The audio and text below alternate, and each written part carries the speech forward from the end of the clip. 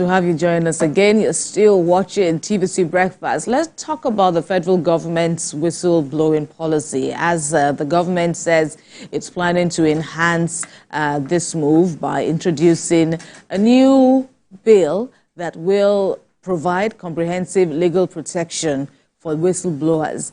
This new bill aims to address existing challenges in the policy's execution. It will also hopefully encourage more individuals report corruption and misconduct in government affairs.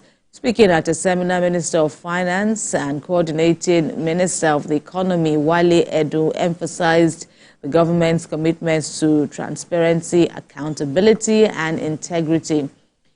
He noted that the policy has already shown promise, with significant recoveries made since its inception in 2016. Mr. Edun also reveals that the bill will soon be presented to the National Assembly and will create a robust legal framework to protect whistleblowers, ensuring their reports are managed with confidentiality and acted upon swiftly. Joining us now for this conversation is Public Affairs Analyst Ziggy Ibe.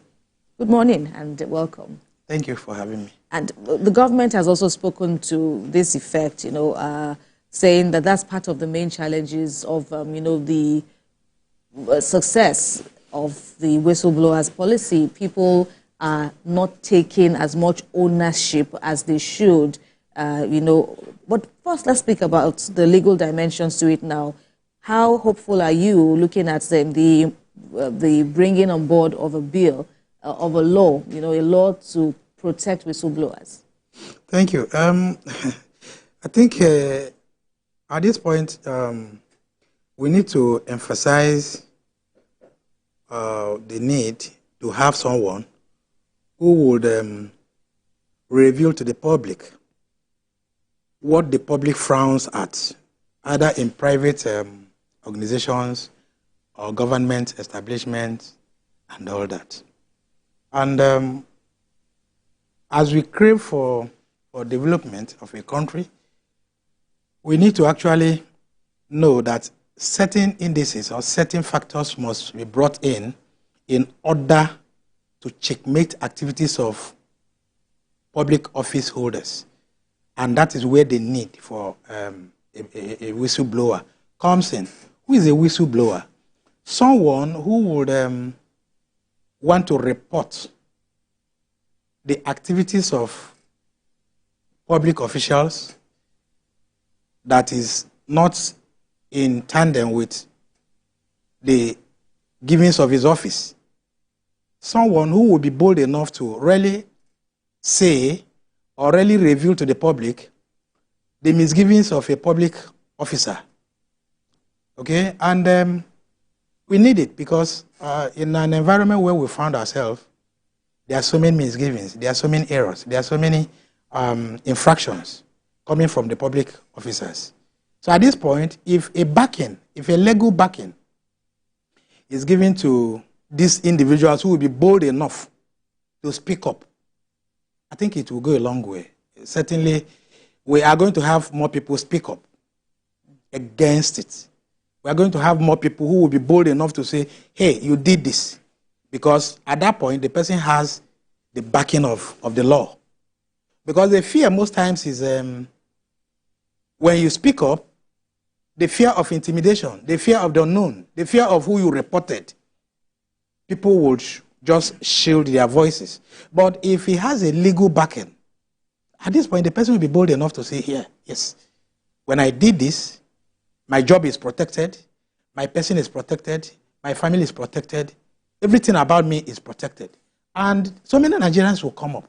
Because in the past, from 2016 to date, we've had a lot of whistleblowers who has been intimidated, who have actually been intimidated. And when you don't have a legal backing to these voices who had braved all the odds to speak to the public, more people will not come up because those who have spoken have been intimidated, have been threatened. But when this comes on board, that means a lot of people will be brave enough to begin to pry eye into the government goings on, activities from individuals who they felt are not doing their jobs. That's right. Ziggy, I share in your optimism because everything is just for the betterment of this country at the end of the day. But Sure. Remember that the law is an ass, and it is only when those who are supposed to enforce the law are able to do it, that's when we see, these policies and the laws, being activated. But what if people are still, skeptical about reporting others, and they feel, to whom am I reporting? And when I report to this person, what if this person is a friend to the other person? How am I going to be sure that I'm protected under the law and the law is not, turned over against you? Head? Yeah. See, how did all this started? In police-community relationship, interfacing with the public is about information gathering, getting people to tell you what happens in their community or within their locality. And people, as we speak, are very skeptical and afraid.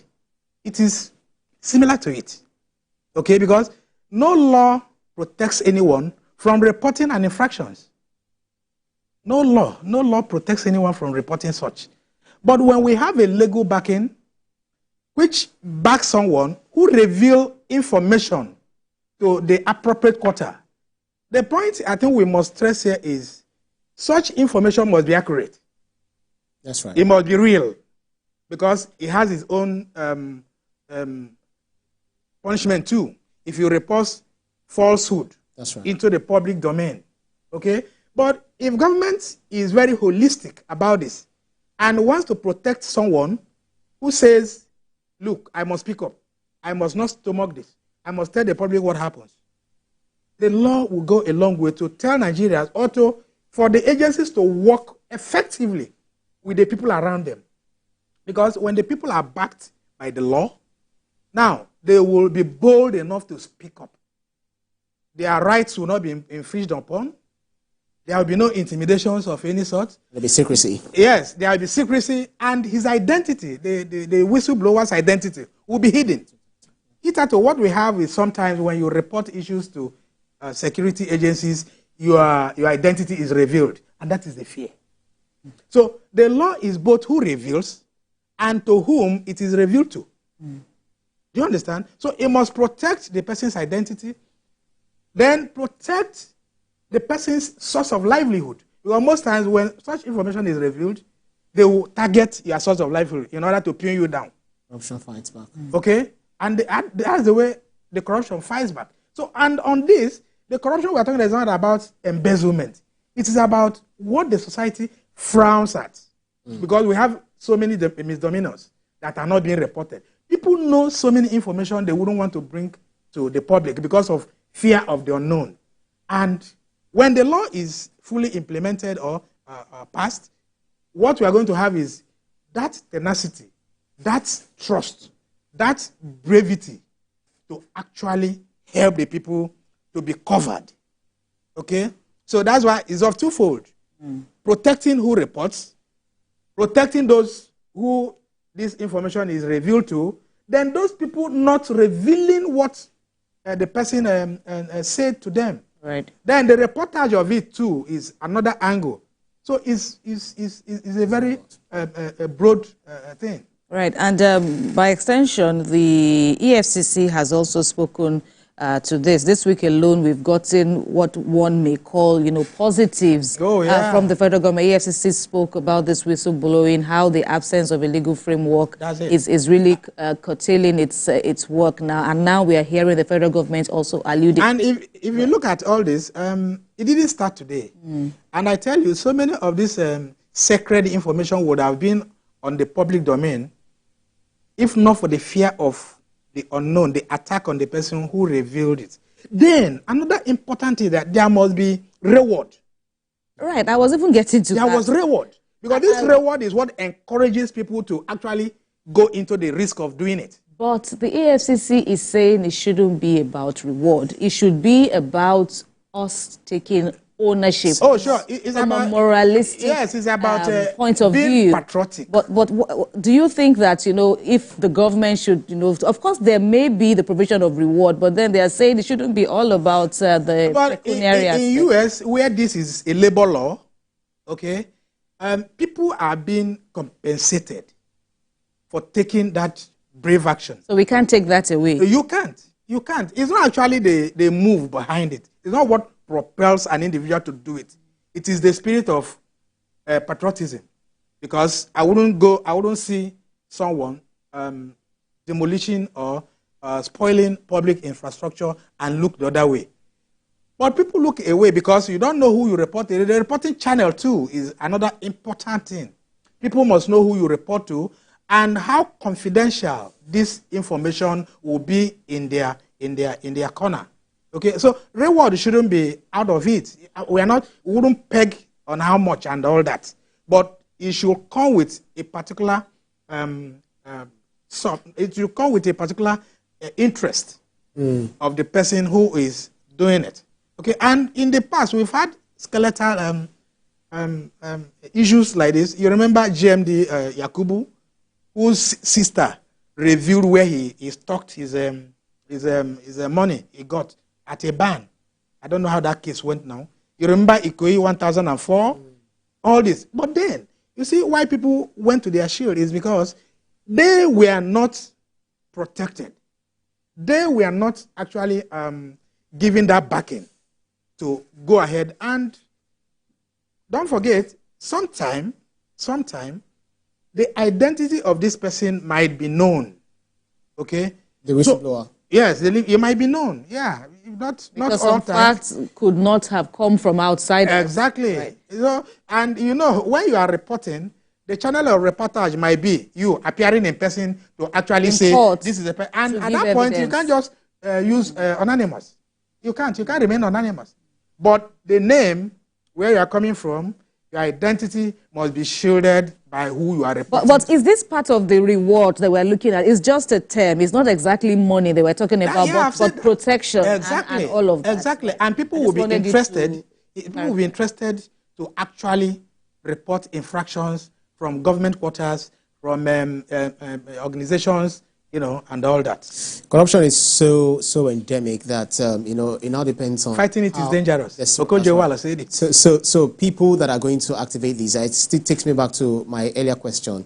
You whistleblow on someone, and then they call it a snitch. That's just another way to call it. Yes. And then the person who is supposed to take action, has gone to the person. Listen, somebody has blown the cover over because of you, so you just have to be careful so that we don't get you. Try to address it and all of that, just to cover up. That's one aspect. Yes. Another aspect is where we reward bad behavior with another bad behavior, maybe by appointing so and so person whose hands have been enmeshed in something bad. So how do you think we can go about this in this kind of society? I guess you're trying to really do something there, Kemi. Carry on. Okay. You see, that's why I say it is in different folds. An emerging society like ours, okay, must activate certain laws that will bring about productivity, that will bring about development, that will bring about there are so many factors to this. And for you actually to build confidence in people who will do this job, who will snitch on people, because, there will be fears here and there. The fear is that, I don't know who is close to me when I'm doing this. Right. So you wouldn't want so many eyes to see you. And that will actually curb the excesses of the political leaders. Excesses of so many managing directors in public and private organizations. Because it's not only in government officials or government offices alone. It cut across everywhere. That's right. Right. All right. We will, look forward to another engagement with you, especially the issue of preventive, the preventive dimensions of crime. Because when you look at all the harm that, this worrying patterns of corruption evoke on people, how then can we, prevent them? But we've run out of time today. Ziggy Ibe, we thank you very much. Thank you so much for having me. Thank you so much. Right. It's a pleasure.